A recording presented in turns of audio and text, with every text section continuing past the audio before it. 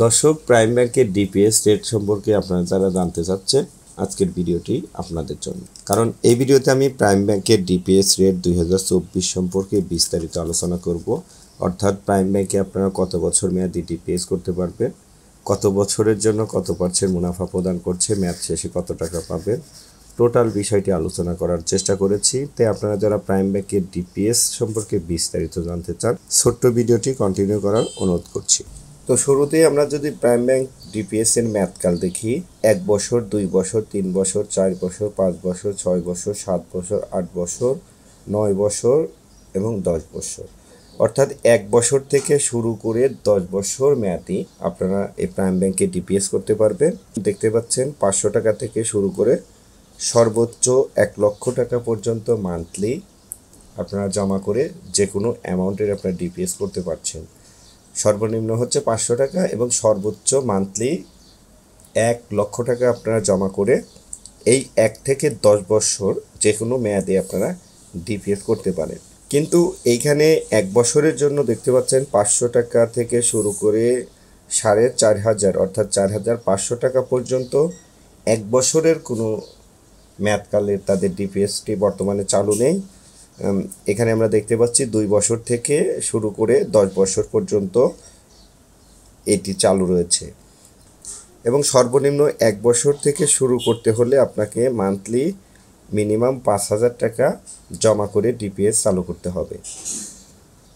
So monthly আপনি যদি 5000 টাকা করে 1 বছর জমা করেন, সেই ক্ষেত্রে আপনি মেয়াদ শেষে পাবেন 63,698 টাকা।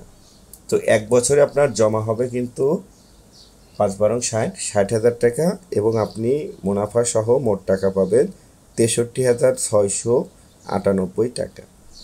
এবং 2 বছর জমা করলে আপনি পাবেন 1,34,767 টাকা। 3 বছর জমা করলে আপনারা পাবেন 2,14,060 টাকা। 4 বছর জমা করলে আপনি পাবেন 3,02,529 টাকা। 5 বছর জমা করলে আপনি পাবেন 4,01,235 টাকা। 5 বছর জমা করলে আপনি পাবেন 5,11,363 টাকা।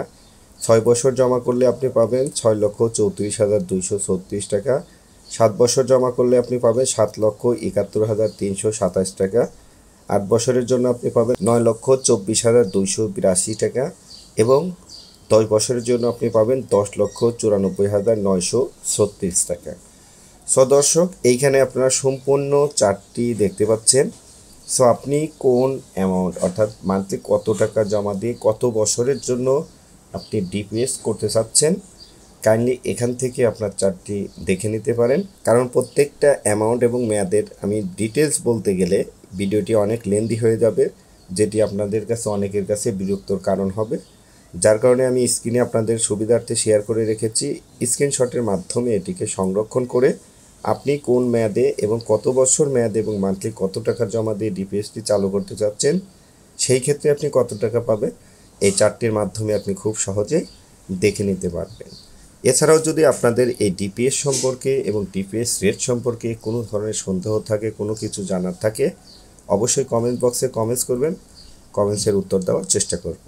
তো সবাইকে ধন্যবাদ। আসসালামু আলাইকুম।